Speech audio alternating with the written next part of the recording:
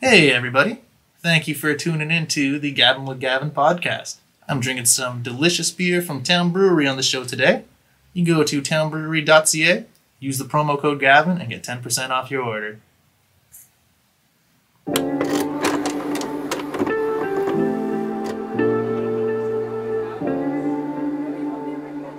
Welcome to Gabbin with Gavin.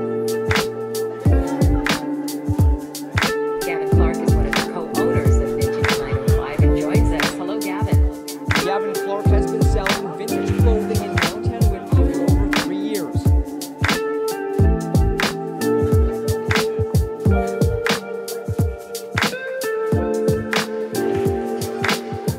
What's going on, everybody?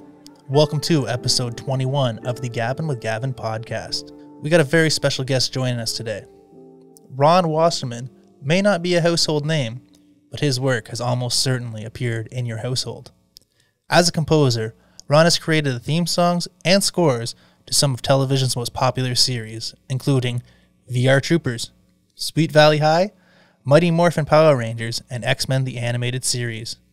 He once tricked Eddie Van Halen with a guitar riff, and he taught Betty White how to play the drums. It's an honor to be joined by a musical legend today.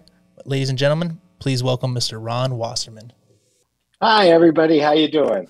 Ron, thank you so much for joining us today. No problem. Happy to be here. This is so cool. Like I was saying, you really did compose a ton of the music for mine and just a ton of people's childhood. So it's very cool to be joined by you today. Well, thank you very much. I want to talk about there's a lot of crazy stuff I want to touch on the intro there, kind of let people know about your story. But I want to go way back, kind of get your origin story. You deal with a lot of superhero stories. Let's get the Ron Wasserman origin story, because you entered music at a very, very young age. Yeah, I started playing piano when I was 3 and started writing at 5 and a half. Had my first published work in a finger exercise book. And kind of, it's really all I could do. I was kind of always into the arts, that and photography, and kind of played in the marching band and orchestra in junior high. In high school, I just did a terrible thing and kind of cut class. And I had keys to the school because I was on sound crew. So I would go into the auditorium where they had a black grand piano, and it was empty pretty much all day. And I would just sit in there and play all day. And a lot of the teachers knew what I was doing, so they would just give me a test to make things up, and I passed. But some of them weren't so kind. But that's all I did through high school. Then I went to college initially for photography. I got accepted on a portfolio, and about a year into that, I realized that's not going to be a good profession for me. There were people who were so much better. And even those instructors there said, well, you're in the ballet studio playing piano half the day. Why don't you think about a music? And I didn't know what to do. I didn't know anybody in it. So I got a newspaper and started finding bands and doing gigs and learning about the business. And it was crazy. It is a crazy story. Before you got big into the composing game, you were in bands, and you played with some musicians who turned out to be pretty prominent figures. Oh yeah, from E.G. Daly's band. Yeah, E.G. Daly was Pee Wee Herman's girlfriend in Pee Wee's Big Top, and I was doing a gig with another band one night. And she came up to me after the show and said, "Hey, I'm signed to A&M Records and my album's coming out. And would you like to be in my band and be musical director?" And I went, sure. I think whoever I was playing with, I don't remember what it was. That band was ending. So I went, well, this is great. One door is closing, a bigger one opened. And in that band was Matt Bissonette, a great bass player. I'm friends with his brother now, Greg Bissonette, a great drummer, amazing, plays on everything. They've both played in some bands. Yeah. And Matt Sorum, who went on to Guns N' Roses fame, which, yeah, he was such a rock star in E.G.'s band. I would just watch him in awe. I mean, he was just a natural, such a performer. So, interesting enough, about 2 years after he got in the band, I was driving down Sunset Boulevard and happened to see him in this beautiful black Porsche I think I was driving a Honda, and he said, "Oh, dude, if I had seen you 2 weeks earlier, I could have got you the Guns gig. We were looking for a keyboard player." I'm like, I could have been in Guns N' Roses.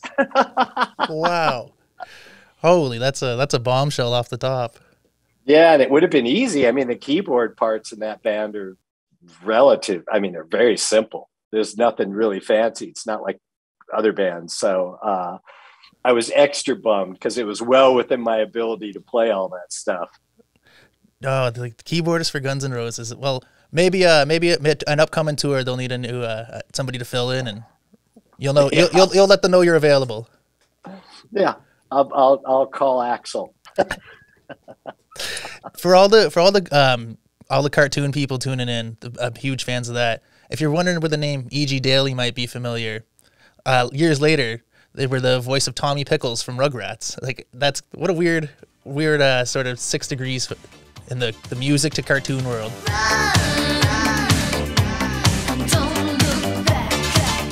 Yeah, she ended up doing really, really well in voiceover stuff. She still sings and occasionally releases a song here or there, but God bless Nick Jr. or Nickelodeon or whatever that show was on. It was huge, so good for her. That's awesome. What were those days like for you? Kind of before, because this is where there's not a lot of information on you out there, and I'm curious, when you were in these bands with these amazing musicians, before you really got into composing and scores, what were those days like? The old LA scene like? Oh, it was great because I was in this band, ridiculous name, called Betty Boop and the Beat, and we had a huge following. So anywhere I would go in LA, not anywhere, but any clubs, any rock clubs, I could just walk in because they knew us. We promoted ourselves and played out like crazy. So I was also producing songwriters, but that meant dealing with musicians, which always was kind of a nightmare. You imagine, if you're paying someone triple scale, they're going to show up and they're going to know their stuff. But if you're trying to get people to play on a songwriter demo, it's kind of a nightmare.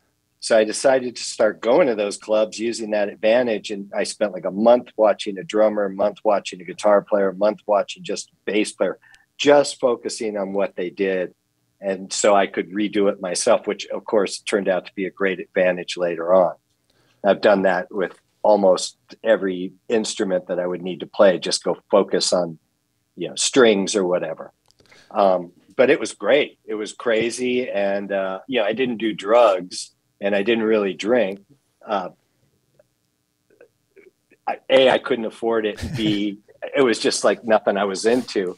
So I would just go around and I was out probably 6 nights a week doing this stuff and then working a day job and songwriting and trying to get going whatever I could. But it was fun because although it was very competitive, at the same time, there was still this, a lot of happiness when anybody was getting any kind of label interest or got signed. Very cool. So everybody was kind of supportive. Kind of big family. That's very cool to hear. Were there guys that you maybe played with, rubbed shoulders with in that era that we would know that really made it big? I think like the Thompson Twins, we're going to the 80s bands here, Flock of Seagulls. There were others later on with Fisher, but Susie and the Banshees, couple others, they went on and did pretty well. That's amazing. Very cool. It was fun to watch them, to see them when there was only maybe 50 people watching as they're kind of figuring out who they are, like we all were. Yeah, because you always hear there's some legendary stories of bands like the 70s and like that LA scene, the Doors and the Whiskey. Oh, yeah. And that's incredible. So it's cool to know that's kind of where you started out. Yeah, I learned a lot about it and started learning a lot about what how the music business worked, how the labels worked, what they were looking for, how critical they were, the mechanics of it all. I never thought it would be easy, but oh my God, it's just a nightmare dealing. It was a nightmare dealing with labels then. I can only imagine. Yeah, you never hear great things about the inner workings of the music industry. You touched on No. something earlier I want to ask you about. You mentioned when you were going to these clubs, you were going and say honing in on the drums, on the guitar, on the bass. That's your style of learning music, right? Like you've always been a to hear Yeah, something. it's all by ear. I've It's amazing. failed every music course, every music teacher. When I was a kid, they would play a classical piece, I would record it, and then I would just listen to it, play it back. But I would kind of do my own version. So they figured out I wasn't really reading the music, and they'd say, well, if you're going to take this seriously, I'm like, well, I'm playing it. I'm just doing it my way.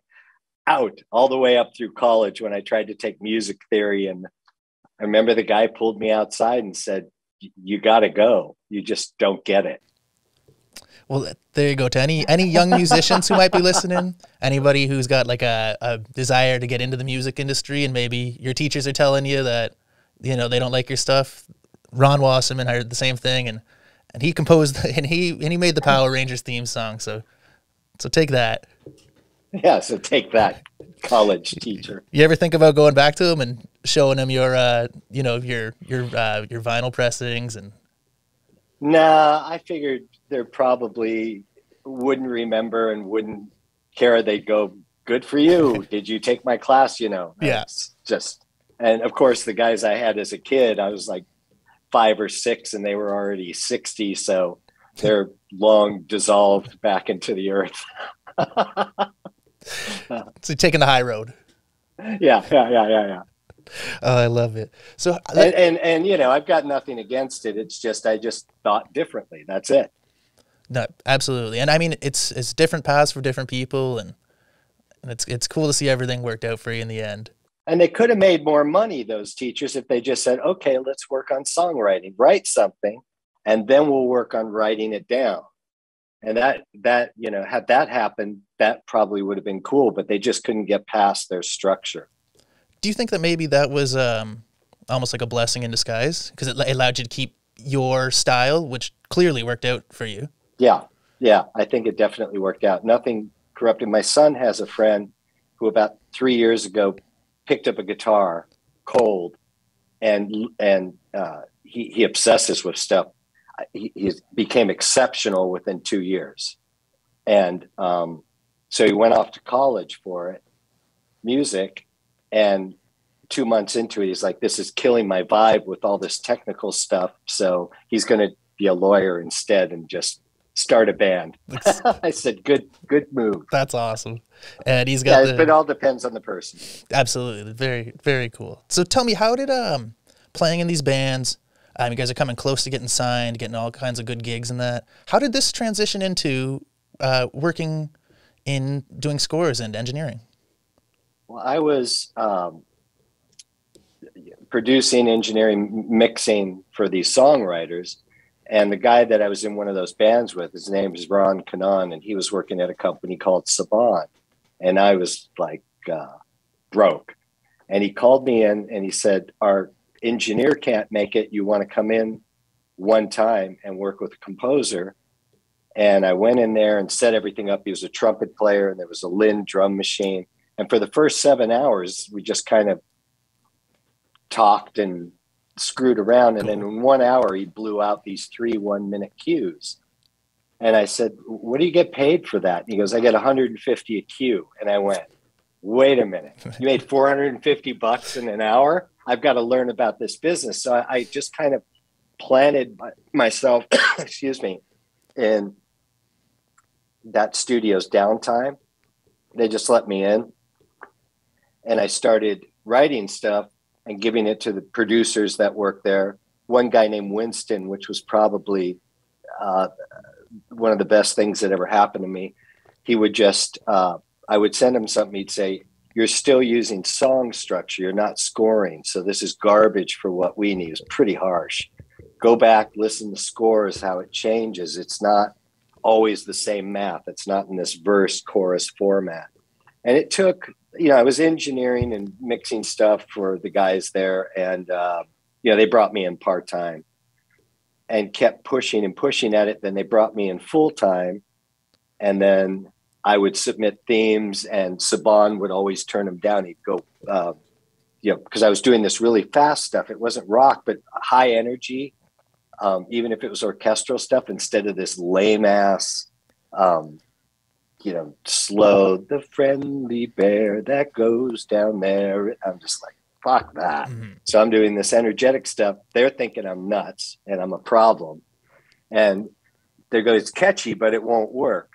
So I tried stuff. And then in 92, I probably had a couple little things in a few shows. It seems to me there was something called Camp Candy, based on John Candy, maybe a little bit. And apparently something for Techno Man, which I don't even remember. And then in came Xmen. And that was like a 2-week process. Ron Kanan and I worked on it. I mean, the whole company seemed to work on that. And that from that point on, I was the composer guy. I'm not sure what I did between that and when it came in for the Power Rangers theme, but I was probably engineering for the other guys and writing at that point. So I was just starting to get it. That's okay. There's a lot to unpack there. So let's go back. It was hard. It was hard to learn how to score. It was the crash course. It's kind of sounds like everything is just a real whirlwind though. Once it starts, you're going from trying to get work where you can, submitting, trying to get stuff on, having them say it was too fast, which real quick sidebar, you were 100% right going with the cool, like the metal, the drums. As a 90's kid, like all the stuff, the cool thing when you were a kid was watching stuff that you almost weren't supposed to, and that was like, that's almost the music that like we're not supposed to hear. And no, it was when you're not talking down to kids, they appreciate it. And like, I think you nailed it with that whole idea. You. Absolutely. Thank you for that was total luck, that theme. I was working on a song it wasn't called Fisher then, but for my band Fisher with my ex-wife. And, I really wanted to get this song done. I remember they came in, they said, we need a theme for this show called Power Rangers. I'm like, So I banged that thing out in 2.5 hours because I wanted to get the other song. It just came to me. I just did it. I threw on the vocals, forgot about it, and then worked on the song for Fisher, which ironically turned out to be the first song that got on a big soundtrack and led to the path of us getting signed. So it was a very productive night. That's crazy. So it was a crazy night for everybody. Not months, not years, not weeks. 2.5 hours was 2.5 hours, and that's just my guide vocal. I did guide vocals for singers. Meaning you're going to hear my. That was luckily a rock voice, but usually you're going to hear my kind of clear, lame voice. And then the real singer, will do it. So when they called the next day and they said, Fox loves it, I said, great. Who are you thinking of getting to sing it? And they're like, no, it's done. Don't even change the mix. This is the theme. And I went, oh, cool. And forgot about it. I just didn't even, because Saban was really, we were cranking stuff out at a rate like Tesla wishes they could. So no matter, as soon as it's done, you move on right to the next thing. You forget about it. And, the theme was probably done 3 or 4, 5 months before the show aired. So it just went off. I remember doing score for it, but I was glad to finally do some rock stuff. And I was glad I had good fake guitar sounds because everything on there is fake. Oh my goodness. This is so wild. So let's go back to Xmen was first, 1992, correct? Mm-hmm. Yeah. So the Xmen animated series, I read that it was one of the first like really big shows, maybe the first really big project coming to Fox Kids. So they were really hands-on with giving you direction for what to do with that song, correct? Yeah, it was constantly. The problem was the mix because there was so many tracks, and they'd say, well, we can't really hear the bass line. You push that up and now it gets in the way of this string line. So they say, push up the string line. Now the bass line is out. Now that we're missing the ticka, ticka, ticka. So add a hi-hat, add another hi-hat. There was like 10 hi-hats on the thing. Those end up getting pushed down. Now we can't hear the guitar. I mean, the mix is just That's what it was. It was notes every evening because I worked nights. I started at 6 because I didn't want to be there during the day, and there would just be the notes. See if you can get the so and so to cut through a bit more. Push the high strings at the end of the phrase in the chorus. Add something in the hole. So I had the boom, the bell, the tubular bell, which I thought actually it was kind of cool. But I remember thinking like, they're not going to go for that. I mean, why would you have this dong in the middle of the song, right? But I remember when it was done, I just went like, thank God it's finally done. It's funny, you mentioned almost all the instruments except for the guitar, which is anybody I told I was interviewing you and let them know your credits, pretty much everybody did the same thing. They gave me the do-do-do-do-do, and they gave me that guitar riff from the Xmen. Yep. And that's the power. That's one of the guitars that would get used, or the guitar sound. You know, there wasn't that much back then that would get used on Power Rangers because it's a keyboard. It's done on a keyboard. Which is crazy. So for anybody who this blew my mind when I was doing the research, all those famous guitar riffs, like the Power Rangers, the Xmen, it's all coming from your keyboard, which is also insane to think. You weren't using GarageBand or an iMac. Oh no, this was some piece of crap Mac that only could do MIDI data. Which doesn't really take up much. So it's playing the synthesizers live. So if you play a track in and then you tweak it a bit, I can't remember what I was using that, a program called Digital Performer. And then you bounce that track when you've got it. It's a very laborious, slow thing. And you're using two 2-inch tape machines and they need 30 seconds of pre-roll to lock. So if you're singing and your voice cracks, you got to wait at least 45 seconds or so to get back to that point, punch yourself in and punch out. You've got the mic. I was doing this yesterday. You've got the mic and you're there, but now it's on the computer. So I could back up 10 seconds and get right into it. But it was a terribly slow process back then. Yeah. Different Everything times. To tape.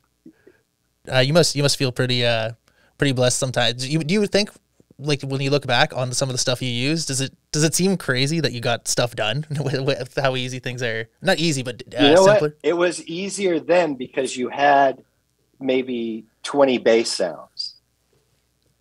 Now I've got maybe 2,000, and you had a couple of string sounds. So the strings over the guitar that you're an octave higher, there was pull it up on a rolling keyboard. You only had a few choices. Now I've got thousands. So now I spend more time trying to find any sound. It's kind of a pain in the ass now because I've got too much. So it was great then because you focus more on doing the work, and the system was relatively stable. That computer held everything from Xmen, all the cues, Power Rangers, everything, all the MIDI data. And I remember a year after Power Rangers, I said, we need to get a backup disc. And they didn't want to spend, it was like $2,500 for a disc that held, I don't even know, 256 megabits. I mean, it was nothing. And they wouldn't buy it. And ironically, the damn Mac crashed and we lost everything that was ever done. All the MIDI data was gone. Whoa. So they got a new computer and a backup drive. Lesson learned. Lesson learned. Hey, they should have listened to you. Yeah, the stuff was really expensive then. I mean, I remember I used a Kurzweil sampler, rack mounted, and I think to bump that memory up to 256K was like $2,500. Just everything was very expensive, and at these big optical drives. So I'd come in, start loading just the 10 or 12 sounds for the show, and go have coffee. It took about 15 to 18 minutes to load those sounds in. And when it crashed, you're like, ah. Oh, that is different times. That's so cool to hear about the old tech. So slow. Yeah, it wasn't until I didn't use Pro Tools or do actual, you couldn't really do stable computer recording until I did it in 98 on a rack mount unit. And then I remember the first time I transferred that into a computer and I went, wow, this is a lot better. The future is here. Future's here. Funny story. When we did the first Fisher album, we mixed it at Capitol Records with this engineer, Don Smith, who had done Tom Petty and the Stones, and just a real, like, super alpha male, I'm not going to fucking listen to you about anything mixer guy. And this was the very first session he had ever mixed using a computer, using Pro Tools. And he hated it because he loved that time where you hit rewind and wait for everything to lock up, because that's when he always lit up a cigar and just hung there. And he goes, this is screwing up my rhythm. but he was intrigued by the same time, because he told me, like, with Tom Petty, the timing wasn't, sorry, whoever you are, the drummer was pretty bad. So they would take a loop of 2-inch tape and run it like around the room and loop the snare sound so you could get a even snare, because those guys were just experts at splicing tape. So he was thinking, I wonder if I could do it in the computer and just move it in here. I'm like, it's going to be easier than you think. That's so cool. Pro Tools was bad for the cigar industry.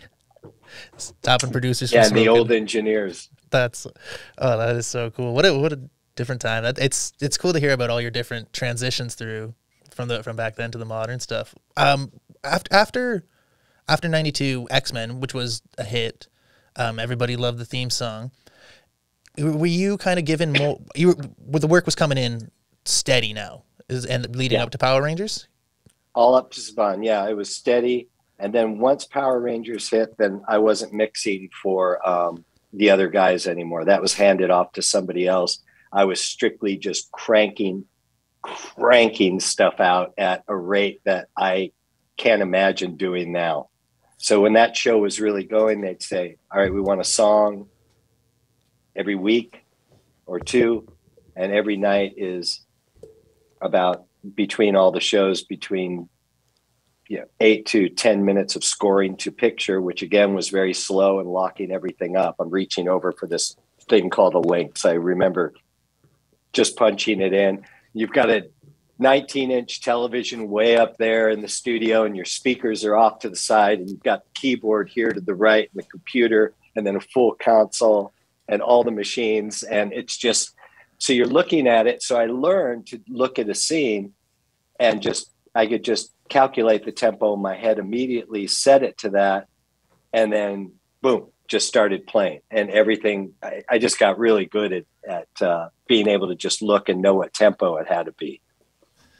So I just play the part, do my first run, hopefully get a take on something, then do the drums, then do the guitars, or whatever the process was. But I was doing that in Sweet Valley High and so much other stuff there. And then they'd come in and say, can you do a version of Power Rangers, the vocals for my friend's son's bar mitzvah? So I want you to say, go, David, Bob Schwartz, whatever. Yeah. David Schwartz. I know. Just a day in the life then was sun up, sundown. You were cranking out music. Yeah. I would do, still work with songwriters during the day, go in the Saban at 6, stay there till about 3 or 4 in the morning, get 4 or 5 hours sleep, get up, work with the songwriters. And literally from that time on in 92 up until June of 2018, it was pretty much always 7 days a week. I took 2 1-week breaks. It was just coming in fast and furious, and I was able to deal with it. 2 1-week breaks. It was crazy. That's a lot to take on. Well, what would happen, for example, I'm not taking a break, is Christmas is coming and everything's shutting down. So it's December, 21st. And then someone would call, or if it was Saban or whoever, they'd say, hey, we've got this new thing and we'd love to hear some stuff by January 2nd. So I would go, well, there goes back to work. Yeah. I mean, I remember a lot of Christmas Eves, especially before my son was born in 2004. I remember I'll be in the studio and I'll be in there Christmas Day and I'll be in the next, and a lot of commercials were coming in too. So it was just cranking out stuff. Yeah. I mean, people probably, when most people are getting to relax, that's when obviously the ads and that are all coming out. So obviously that would be your busy season. That's tough. People don't, it's behind the scenes stuff people don't think about. Oh yeah. You do your Christmas commercials in July, which is just messes with your head because you've got to get in the Christmas spirit and it's 105 outside. Great. Oh, that's so fun. One thing I found in my research here, I was really curious to ask about your personal perspective on. The Power Rangers theme song, it actually came under criticism from Al Gore, Tipper Gore at one point. Is that correct? It was the songs. Oh, okay. Sorry, the song's off the album. I'm sorry. Fight. Because there was it was Fight in particular because there was and somebody else had done more research. I forget. There was a couple brothers that ended up playing the theme or playing one of the songs, and they like kicked their sister one too many times and killed her. So, and Saban was dealing with a lot of the press saying the show is too violent. Nobody should watch it. And really, we're kind of laughing because Saban's out there saying, I grew up watching cowboys shoot Indians and Indians shoot arrows. I didn't think I'm going to go shoot people because of this. And here we have an obvious guy in a costume doing flips and landing not even a punch on a latex pig. That's going. I mean, it's laughable. If you think that that's inciting violence in your kids, then you've got some serious parenting issues. Yeah, a little look within. Anyways, so after I don't know how many songs, I think I ended up doing 26 or more songs for the show.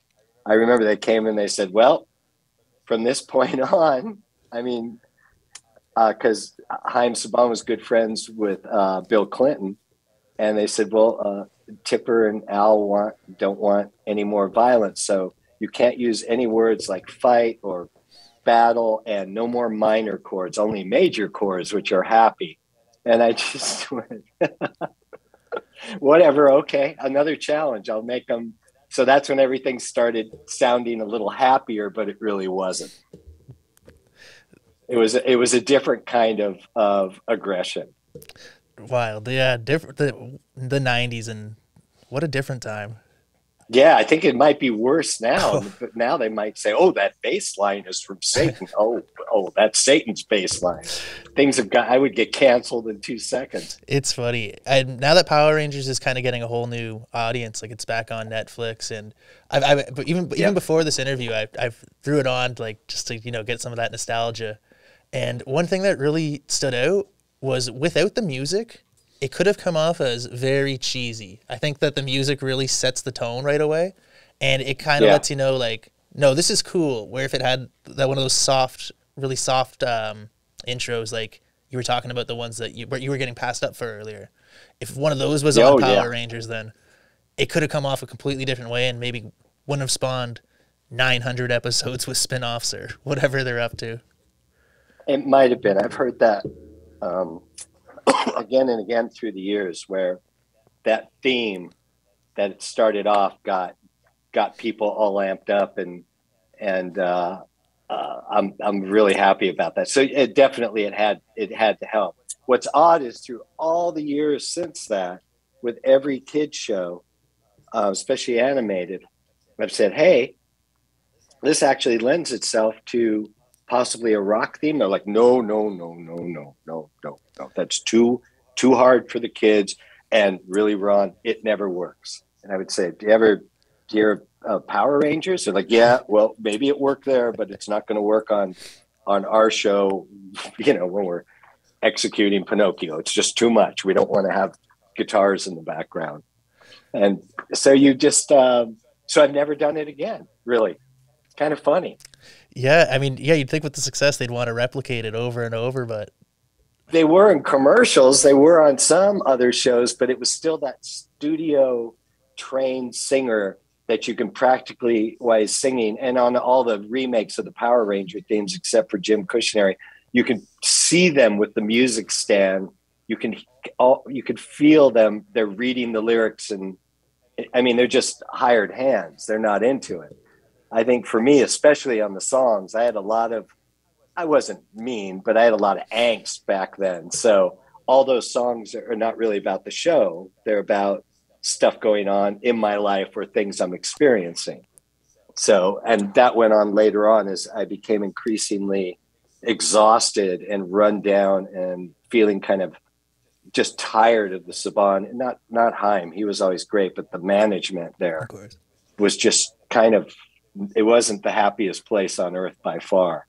So songs like I Will Win and Cross My Line are all about, I'm about to leave. You know, this is getting worse and worse and worse. And I'm going to leave and I'm going to win in life and I'm going to do better after I'm out of here. I think it's so cool that that show's just been seen and heard so many times, and the music complements it so well. But just to know that it was really about your life story behind the scenes is such an interesting thing, man. Thank you for sharing that. Oh, sure. There's my favorite is a song called I Know a Place, which I don't know how often they use. It's actually about a bar that was around the corner from Saban, and all of us doing post-production at night would try to like head over there at 11 p.m. for like 20, 30 minutes, grab something to eat, have a beer, and then walk back to work. So that's what I Know a Place the enemy will never find is, meaning the executives don't know we're doing this. That is unbelievable. That's what a cool tidbit. Let me ask you then. The Power Rangers, like the Power Rangers music it honestly had such a influence on my life, and I'm not saying that because I got you here. When I was a kid, I had a Power Rangers birthday. My mom made a Green Ranger cake.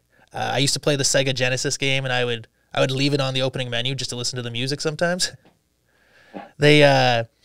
I would really say that it had an influence because we didn't have, like we've touched on earlier, Spotify and all this technology now where you can just search up music. You kind of had to find it where you could. And do you think that you kind of played an influence on a lot of younger people's music influences? Like, because of that, I kind of started finding music like Metallica and Iron Maiden and just kick-ass music. Absolutely, because only because those people contacted me over the years and said, I'm in a band now.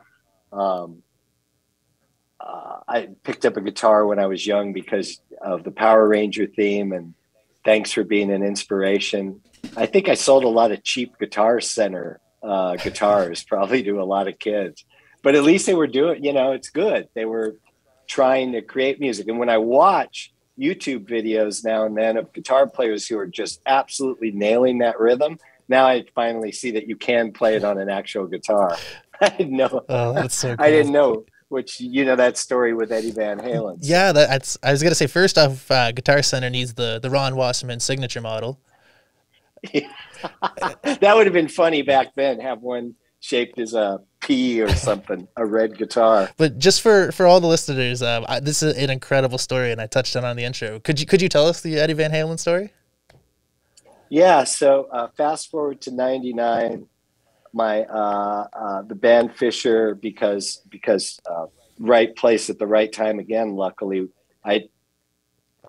we had that song I was working on that night. I did the Power Ranger theme that ended up on a film called Great Expectations with Ethan Hawke and I got to look at the poster, Gwyneth Paltrow, and we got singled out in the press as like this amazing.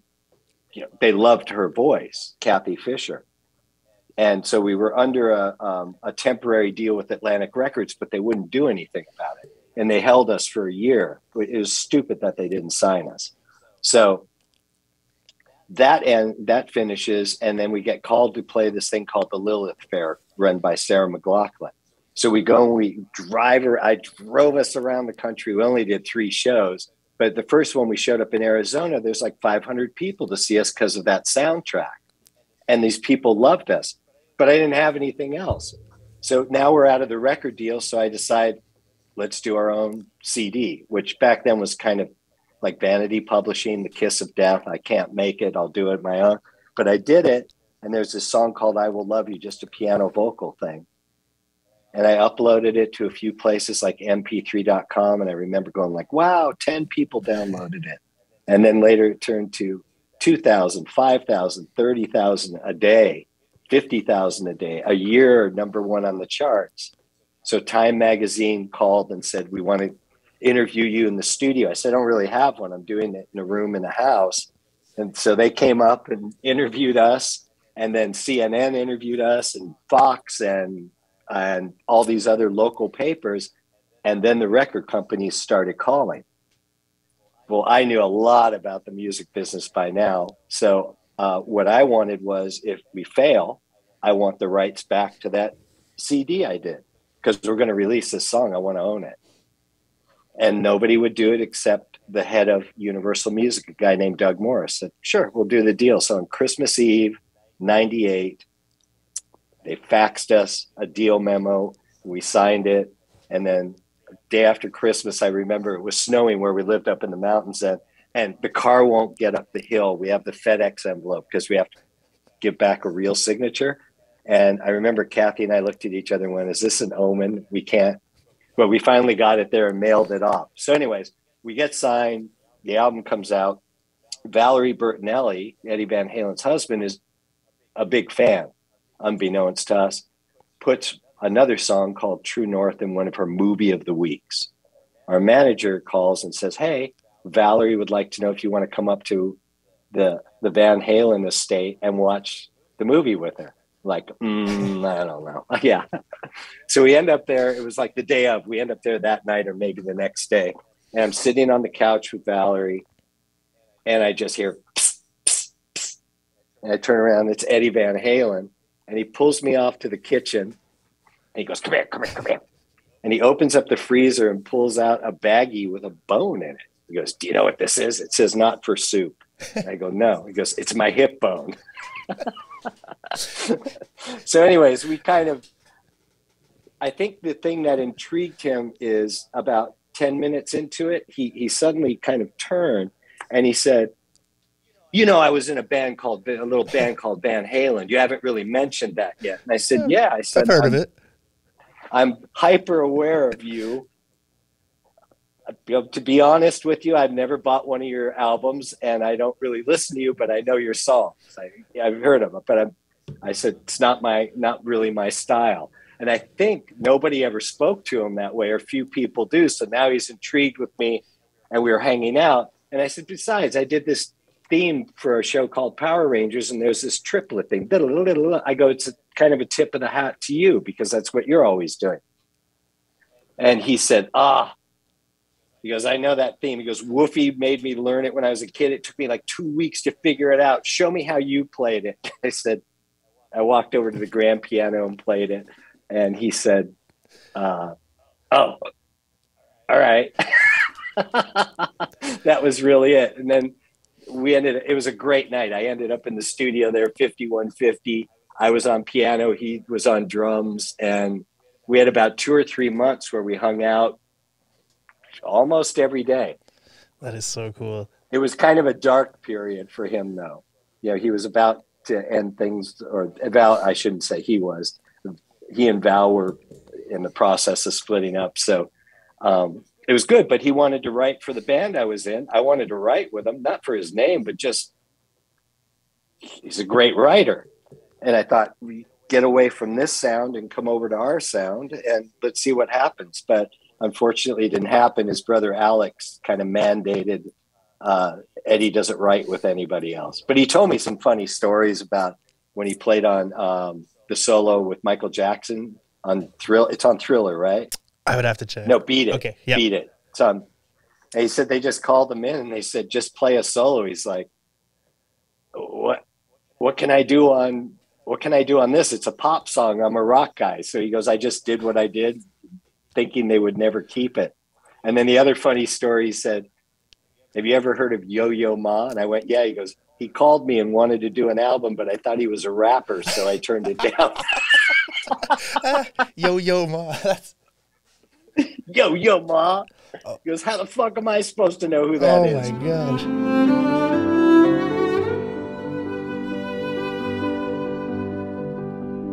You're right. That is I said, maybe you better check him out. He's you, but on a cello. Oh my goodness, a rapper. I mean, I could see where the.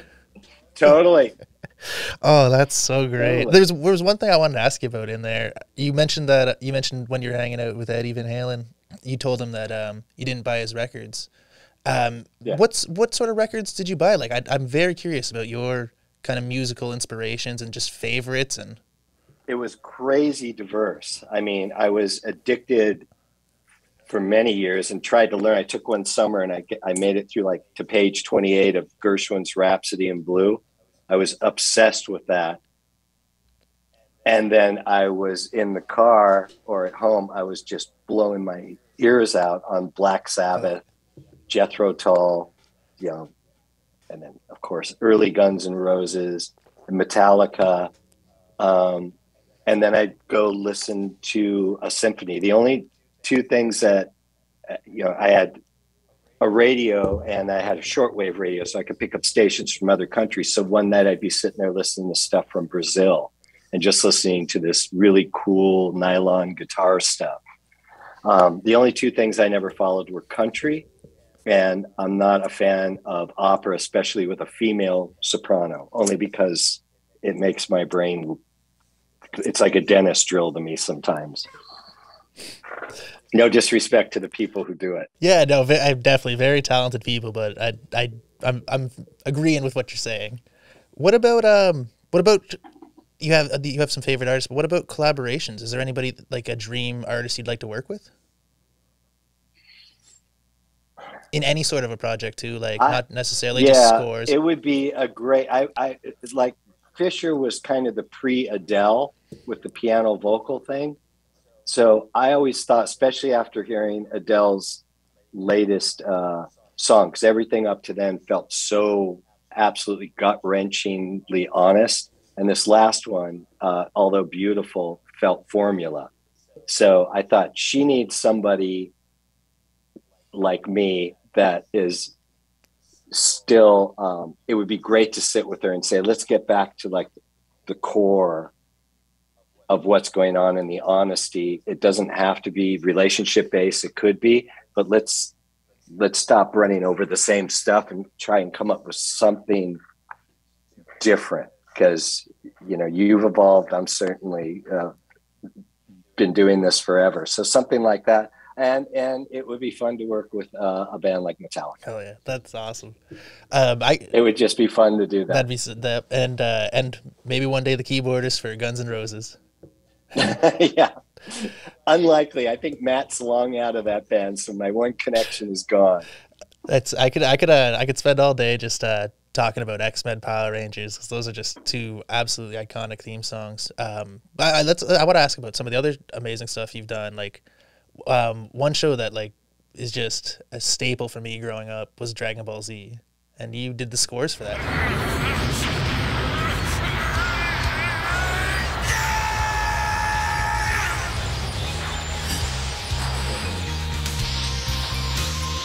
I didn't write.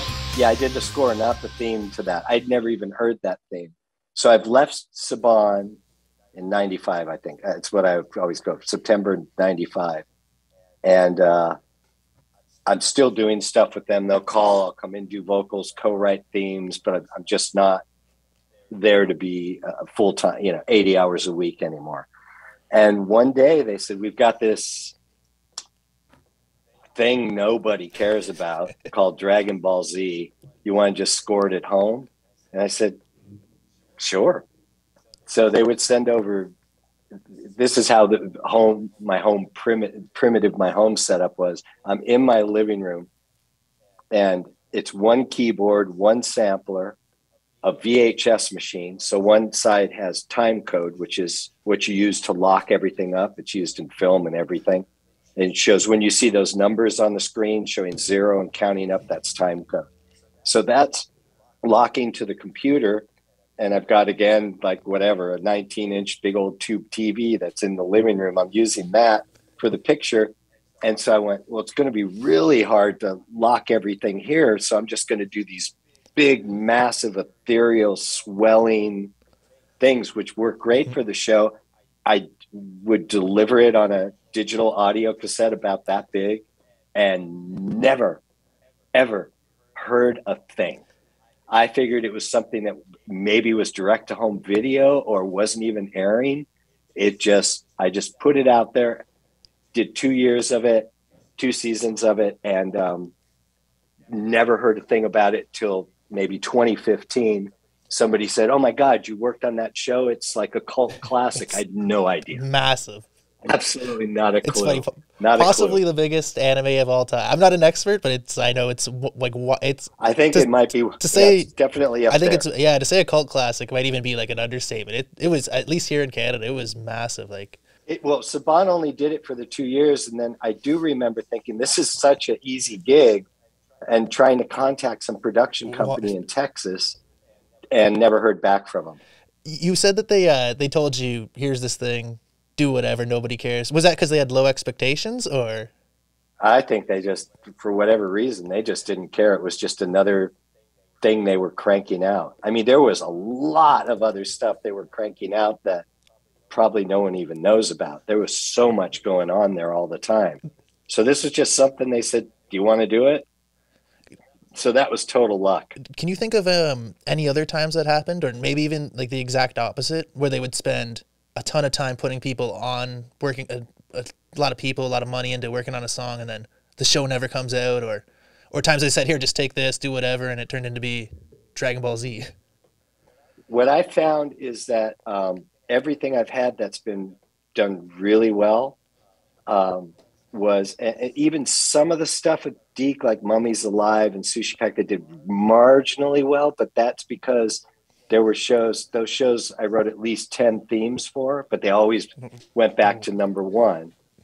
But the less involvement that there's been from the show creator, the more successful it's always been. Like Power Rangers, Xmen, it was kind of we really need this, because what Saban had done, from what I heard, he did a deal where he said, I'll do the music. Of course, he keeps the rights, so he'll make it back if the show does well, a lot. And the sound effects and mix Xmen for you, Fox. Just please give me a time slot for Power Rangers. And they said, you're an idiot. Fine. You spend the however couple $100,000 doing every episode of Xmen. I don't even know if it costs that. Could be 50,000. You spend the 50,000 per episode doing that. We're going to give you a 8:30 a.m. time slot for your kids show, the Power Rangers Kiss of Death, because kids are off to school. So they thought he was a fool, and they said, like they did to George Lucas with Star Wars, this is going nowhere. Keep your rights to the toys. Keep everything. It's all yours. A big regret for Fox.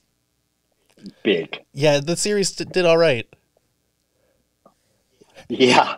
There was one time where the tardy rate was 30% in the country because kids were staying home to watch the show, getting to school late. That was one of them. And then they went, oh, we're going to move it to whatever they did, 7:30 and 8 a.m. time slot, then 3 and 3:30, and then it seemed to be airing all day at one point. It's funny. I swear I can remember just dragging my feet to make sure that we could get out the door later to catch the end of Power Rangers. Because, we'd have to leave partway through to get to school, and we were late a few days. We were tardy. Yeah, and I could see why it was a mistake. So I can't remember. Within a month, Fox went, "Oh, we've got a hit," and then at that point, everybody, Haim, Saban, and all those guys, they were thrilled because they had something that could be big. The problem then was they couldn't get anything in the stores, any toys, by the first Christmas. So he had all the toy molds. He just needed a place to make the actual toys. Wisely, he didn't go spend the money on that in case the show bombed. Which certainly was not the case. It was not the case. That's awesome. I know you're a busy guy. I don't want to keep you too long here. Let's talk about some of the other really cool stuff you've worked on. There's something I touched on in the intro. You worked on a show called Hot in Cleveland, and yes, I heard in another interview you taught her the drums for the show. Yeah, I had to. It's incredible. I had to teach her. I wish I could. I got a picture of her at the drums. So they had a episode where the girls are all going to be in band, and Valerie actually brought in Eddie's guitar for the shot. I'm pretty sure. I remember that because it was it must have been an important guitar because it came with two guards. He wasn't there, but it came with two guards. It wasn't the standard Guitar Center. So I wrote this track and I recorded their vocals ahead of time. But Betty White, I said, Betty wants you to teach her how to drum. So the set for Hot in Cleveland is there's 1, 2, 3, there's 4 separate things. There's the living room, the kitchen, they're all front facing so the cameras can move around because it's a sitcom. So she and I are down far stage left and she's on the drum set. And, her hearing was getting off because she's going to be 100 in February. This is or January. She was 92, 93. Incredible. So she's just, you need to show me what to do.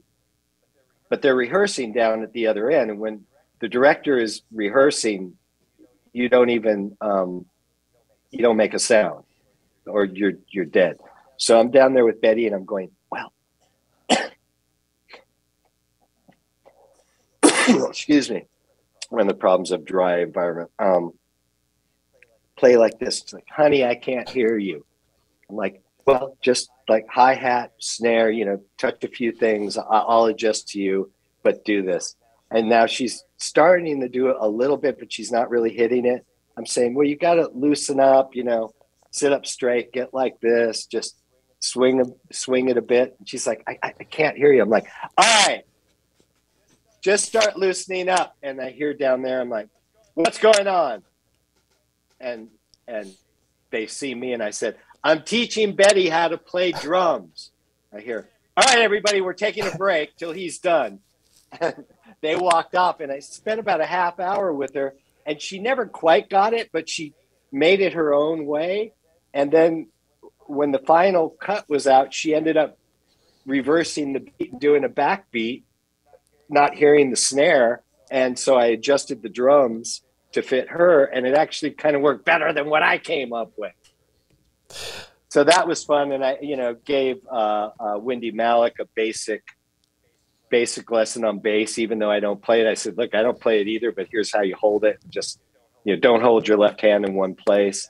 Valerie knew what she was doing, and I forgot what Jane Leaves was on. I think she was just singing. So it was pretty fun day. So I've had times where I've done that, and I did then I end up in the shows. I do a cameo at a church wedding for Betty in Hot in Cleveland. Underman's, I'm playing piano on something. And then I forgot the other show at Kirstie Alley. I ended up being this guy who works in a retirement home, one of the orderlies that's just playing this wild piano. Pretty. Do you have fun doing those roles? Do you have any more aspirations to get in front of the camera? No, I hate camera. Yeah, you're a very private guy, right? I have performance anxiety. Really, eh? I've always had it. Oh, and those going back to those 80s bands, I would have times backstage I would throw up before we went on, and it just didn't even matter. And it got much better during Fisher because we knew the stuff so well. I could walk out and do the whole set, but I still did a shot of bourbon exactly 10 minutes before we went on, and just and then I went, well, I'm over the performance anxiety, and then had a couple of things later on, and I realized I was starting to shake when I was playing. And then the last gig was for the president of Germany with Fisher in 2010, and it's like watching a movie. It's sort of in an opera house. It's a variety show, and there's the box with the president and his wife, and I had to hold my hands down on the keys because I was just shaking so badly. And I walked off of that and I said, I'm never playing live again. But now I seem to have gotten over it again. So I think, but now I'm at a point where like, screw it. I mean, really, it's not a matter of self-importance that makes us feel like you're going to make a small mistake and everybody's going to go, oh, Ron, oh, you made him. It's not that everybody screws up live. It's just some sort of thought. All I could think of was everybody watching, which is like why when I did Jay Leno with Fisher, she went to the couch, I ran back to the green room. It's just, I just haven't ever been that comfortable with it. Very interesting. Yeah. Yeah. It's a lot of musicians have it, a lot more than people think. They've got a lot of fear when they're coming out. And that's why that first song is generally can be kind of wobbly, or they'll Sure. say, yeah, I went and saw so-and-so and it was a little rough for the first three and then it got better. It's just, they got to like get going. Yeah. I mean, and then comedians have it. They'll be backstage and I've heard stories about what they do to just kind of get their energy up. Nothing bad, but. Well, right away, my very first thought was the classic story of Jimi Hendrix. He would play with his audience to the back, or sorry, with his back to the audience. Yeah, same with Jim Morrison. Yeah, from the Doors, right? Would sing, facing the drummer. Yeah, and I mean, two of the most talented guys of all time. Yeah, they're just absolutely terrified. It's just realizing that that there's a lot of people staring at you. You don't even care, I mean, you care, you want them to like you, but you don't care what they think. But at the same time, there's something about it that just puts a tremendous stress on you. Yeah, wow. It's thinking that you had all that experience in the music industry. I never would have thought that you'd be somebody who still gets nervous, but it's so, this is why I enjoy these talks. This is such a cool thing to kind of dive into. Yeah, it's been interesting on as far as the anxiety. So at Power Rangers at one point, I was offered the gig to open for Metallica at this place called Irvine Meadows, which Saban turned down in my behalf because they didn't really want anybody to know who I was. So, but I remember kind of breathing a sigh of relief, but it's a big regret. Now, with how my head is now, I would have like called some people and got a hold of their manager and said, like, I don't care what they said, I'm doing it. And I would go do it. Just to say I opened for Metallica for one show doing a Power Rangers. Sure. I mean, why not? Of course, yeah. That would almost be like a dream come true for you. That's one of the bands you mentioned. Yeah, it'd be so fun, wouldn't it? Oh yeah. Well, hey, maybe with like with everything coming back out on Netflix and the resurgence of everything, maybe those are the kind of opportunities that'll pop back up.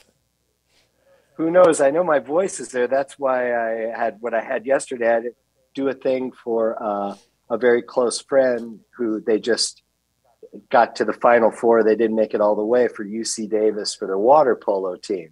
So they said, can you please do something for this film we're doing? And I said, well, these guys are all at the age where they grew up watching Power Rangers. I said, I could take that theme and do Go UC Davis. So I was recutting those vocals yesterday.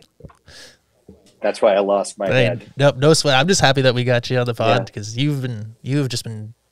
it's a crazy journey that you've been on, and like I appreciate all the stories you've shared with us. I want to touch on one or two more shows maybe, but just kind of while we're at this pinnacle here, let me ask you, with all the stuff that you've done on this crazy career and this like amazing journey, is there a moment or anything that you were most proud of? Yeah.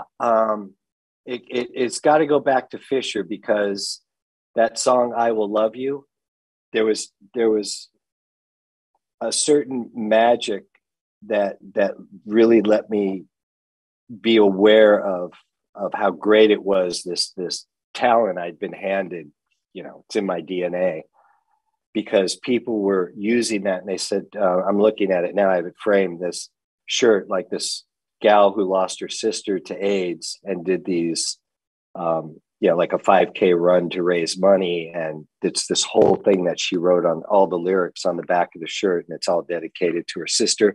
Or some people have called and said, with Power Rangers stuff, I grew up abused. My father always beat the shit out of me. And somehow that rock music truly kept me from killing myself. So that's when you really are thankful for what you've been able to do, because I have no ego about it. It's just what I do. It's just what I do. There's no more important than anybody else in any way. But it's just at those moments you go, that's why I got this gift. If it saved a few people, if it's gotten a few people through rough times, then that's the big payoff. It's amazing. What a great answer. And I don't have anything quite like that, but I can tell you, the shows that you did the music for, the music specifically, it was like a great influence on my life. And I think you really like touched a lot of people and made improvements on their life, even if they don't realize it was you. So that must be something you quietly, can feel good about. Yeah, I've always been quietly in the background. Let me ask you, Fine with There's me. you kind of mentioned that they kept you away from gigs or maybe other jobs, and I've read some other stuff about Power Rangers and that. Do you think we might get like a Power Rangers behind the scenes biopic, like a Netflix series or an HBO 6-part documentary or something? That would be pretty interesting. I always thought somebody should put together a show and about what was going on behind the scenes. I don't know everything with the actors, but it would be pretty great. It would definitely show a different side, but I'm not sure it would ever be really allowed because, it is a kid show primarily, and you don't really want to know about the problems, like stuff I grew up watching, and they do a special talking about the fights going on in the back and, how this one walked off the set. You're like, they just, that's sad, but it would be interesting. Definitely. It would be interesting. It'd be more interesting instead of as a documentary. It'd be more interesting to cover maybe that from 6 months prior or when they were finding the kids to maybe 6 months after, where they all went, oh my God, this is huge. And we're literally making $800 an episode. Yeah, there's been some YouTube videos even doing the research for this. It's a crazy story, and you were the music behind all of it, which is amazing. Well, at least I knew my deal going in, and I never complained about it. So I knew it was like getting paid to go to college, and that's how I used it. I knew he would take all the money and all the rights. I mean, I ended up with some, but he was going to pretty much take them. That's fine. I was getting my foot in the door, and it was going to lead to other things, which it did. As soon as I left, I ended up working with on games with Bob Ezrin, who produced The Wall, and Alice Cooper, which I know next to nothing about, and all these other people. So he was just a mega producer. It was so fun to do the games with him. Oh, wow. The people that you've rubbed shoulders with and the stories you have are incredible. And I want to just ask you maybe one more, and I'll let you get out of here and get back to work. And I just want to thank you again for joining the podcast today. This has been a ton of fun. It's been fun. When you were mentioning like stage fright, you were saying even comedians get it too. And I do a little bit of stand-up comedy, and you work with somebody who I really admire. The Hot in Cleveland led to a show, the Preacher Man. Yeah. Cedric the Entertainer is just somebody like I really look up to, and Kings of Comedy is just one of the greatest pieces of work. And do you have any fun stories with him, or it's kind of a fun way to kind of wrap her up here? First of all, he could. The first time I met him, we were at a round table meeting, and he just walks in. Of course, whenever somebody famous walks in, there's this vibe. Even if they're not projecting, it's just there. They're famous. That's all there is to it. So he walks in and he sits down. I can't remember the joke, but he tells a golf joke, and that's how he breaks the ice with everybody. But everything he said. So then I play him. I was working with this guy, Emerson Swinford, who now plays with Rod Stewart.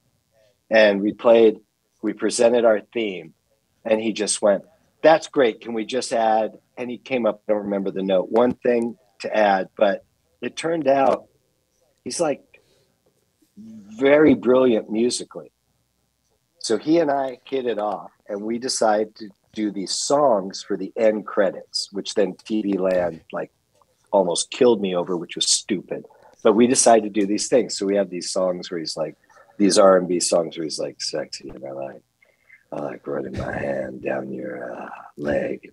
But before I kiss you, baby, you got to get rid of that mustache. He's talking about a girl that's got him. But we would do these things. And I remember once I sent him a track, and he's like, got it. In the car. And he listens to it for maybe 2-3 minutes. And he records himself on an iPhone. And he goes, all right, I got the idea for it. I'm not even going to play the music. And sings a 1-minute track to me that's in the right key, in the right tempo. I end up taking that while he's in a Bentley. I end up taking that iPhone footage, and that ends up as the vocal for this little song that we did. Because it worked perfectly. But we had so much fun. pop up to his house or he'd be in the studio. I just had a portable setup and he would just bang out the vocals. He was a dream to work with. Amazing. He was so freaking nice. We had an agreement when we did the show. At the end of the show, you know, the actors come out and they thank everybody, but we always made it clear, don't point me out because it's primarily an African-American audience and they're going to be mad to find that this white Jewish guy has been doing these R&B songs and all this soul stuff. And I worked with CeeLo Green and a couple others. I wrote gospel stuff for the show. But I remember on the very last night, he finally said, like, Ronnie, I want to thank Ron Wasserman, our composer. It's done all the music on the show. And I just remember looking up and waving at the audience, and half of them were like,